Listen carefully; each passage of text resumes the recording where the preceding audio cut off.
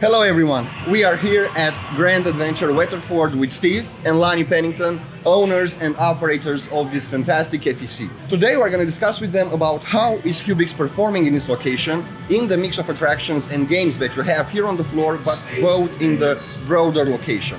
I know that you guys have one of our 6-player virtual reality arena Arcadias, and you've been one of the first people to get that as well, and you've actually been the first operator of QBIX in the US. Now, as a short question, as a short introduction, guys, what caught your attention? What got you interested in QBIX back at IAAPA back in November? Personally, I was drawn to how high-tech it looked, how modern. It was eye-catching. It was very self-contained. The prospect of having a non-attended game play for 6 players was very appealing to me because, you know, with regular VR, you have to attend it, you have to suit everybody up, get them going. But with this thing, swipe the card, in you go, and you start playing. It's pretty phenomenal, actually. I think it's a next step in the progression of tech in this industry. That's awesome.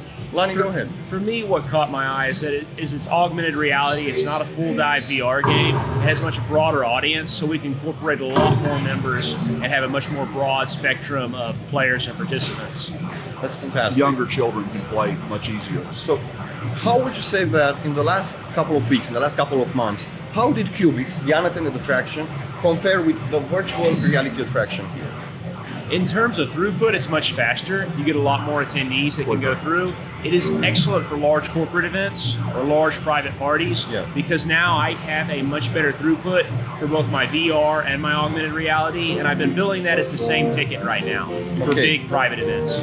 Here at Grand Adventure, we have 80% of our attractions are outdoors, our mini golf, our go-karts, everything. So we needed to have more inside in a small space. We were able to do that with QBIX.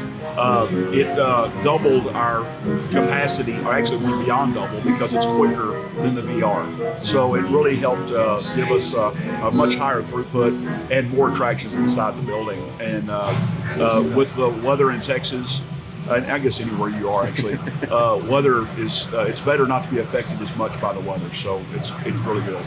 Thank you.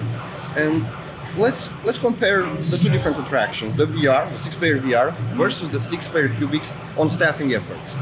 How long does it generally take you to onboard a group of 4 people in the VR attraction versus doing it on QBIX? And how does that affect your staff? I would say it takes 3 times as much time. You have to, many people still to this day are not familiar with VR. You have to help them into the headset. You have to build up the game.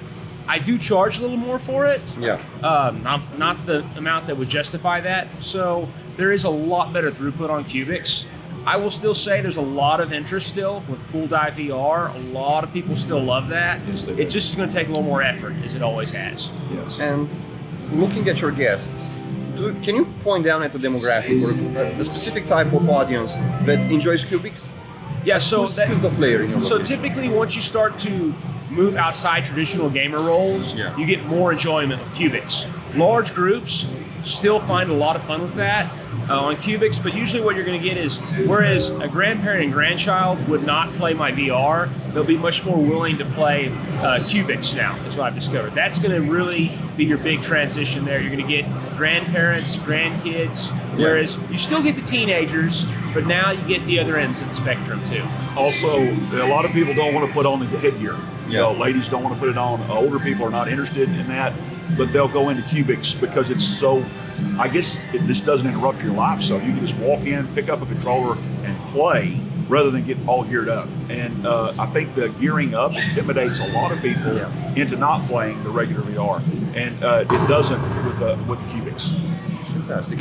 You mentioned 2 different demographics, like mom and kids, grandparents with kids. How important are those audiences for your business? So your best spenders are your grandparents, right? Yeah. You know that you get teenagers come in and they typically have a very low per person spending. It's great to still have them, you know, and make a little money off of that, but you're going to get a lot more.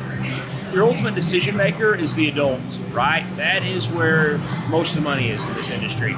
And for sure, grandparents, especially during the summer break, And during school breaks, throughout the year, grandparents get to keep their grandkids for a while, and they show up, and they're the ones that whatever they want is generally the answer. So it's a really good win for us to have something that can involve the grandparent with the grandkid rather than just watching, because they'll stay much longer and tend to order food, tend to do things in the facility they might not have done if they were just going to watch the kids and leave.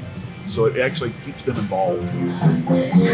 Now, looking at QBIX, on what you've noticed so far, what would you say is the most played, like the audience favorite game out of the existing library? So I'm going to say it's probably going to be Fright Maze is what that is. Yes.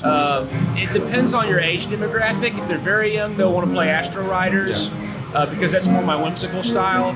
But once they get up into a bit older audience, they really drive towards Fright Maze. Yes. Is what I've noticed. And the Pack-a-Boom game is fascinating. The first time I played it, I died immediately. Died. I thought, this is a horrible game. After a few plays, I began to get where I could actually survive and shoot, move, and communicate in the game. I think it's going to be a game that people learn and love, and I like it. It's probably my favorite game there now. But it started off being my least favorite, so it was like an acquired taste. But it really does work, and so it's a difficult, challenging game, not just a shoot game. Yeah. So we have a very good mix, and I understand that there are more games in the process. So that's just going to add to and make it even better and better package. Exactly. We're going to have a bunch of surprises coming out for QBIX. You guys have recently upgraded the system to the fully unattended version. Yes. And I want to pick your mind a bit about how do you feel about this update with the automatic access gates, with how everything runs. How smooth do you feel that is? I think it's going to increase sales. Just the way it works, it adds something. No one else in Texas has this right now. Okay. We're the first ones to get it, and then we're the first ones to get the upgrade. Now I know it's in other states now. We can say to people we have this high-tech piece of equipment, and that kind of just makes the entire facility look like we're trying to be on the cutting edge of all the things. So with the automated doors, for example, you don't have to worry about children just wandering into it. You can do it without the automated doors. It's less expensive, but then you have an open system that people can just walk into, and it's so much easier for keep the little 4 and 5-year-old children just roaming through there, especially when a game is being played. You don't want 6 people in there playing and jumping around, and then kids just walk in there with them. So this way, it keeps the audience separated from the participants, but where they can fully engage and see what's going on. So it's a fascinating piece of equipment that works at this point very well, and we're hoping to see it continue for years. Thank you. So what would you tell an operator that's looking at QBIX?